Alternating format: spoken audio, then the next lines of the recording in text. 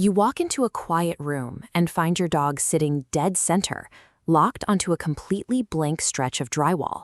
They are entirely still, unblinking, and entirely ignoring you. It is a common internet joke that dogs do this because they are tracking ghosts or sensing something supernatural. This diagram illustrates the biological reality. Humans exist in a severely restricted sensory bubble. We are entirely blind and deaf to the vast majority of environmental data bouncing around our own living rooms. Your dog is not staring at empty space. They are actively processing a dense layer of physical reality that you lack the biological hardware to perceive. This chart compares our hearing to a dog's. Human hearing cuts off around 20,000 hertz. Dogs, however, detect frequencies up to 65,000 hertz. They also use 18 auricular muscles to rotate their ear flaps independently, calculating microsecond time delays to pinpoint a noise's exact direction.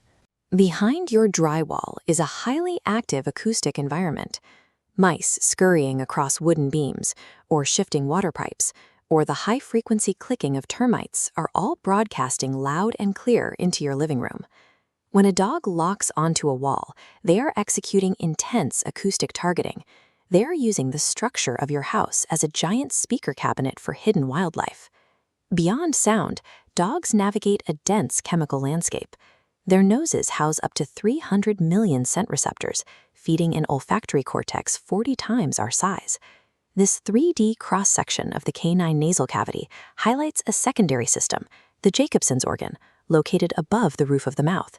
It's designed to detect odorless pheromones. Because homes aren't airtight, microscopic cracks allow pest pheromones to seep directly inside. A dog staring closely at a wall while sniffing is reading a complex, localized chemical history of what has lived or died inside the framework. Their vision is equally specialized. Canine eyes have a high density of rod cells, explicitly adapted for catching subtle movements in low light.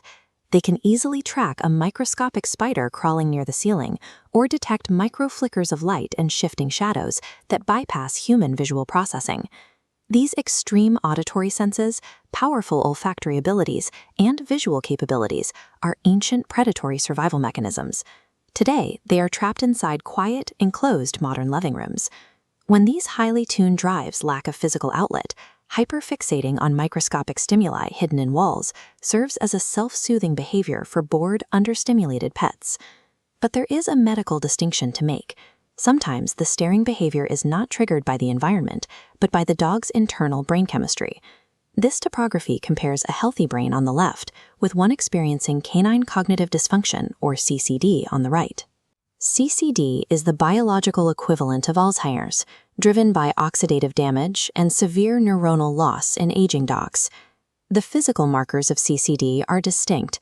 Instead of the perked ears and alert posture of a hunting dog, a senior dog with cognitive decline will display a glassy, vacant stare, often revealing the whites of their eyes, while pacing aimlessly or getting stuck in corners.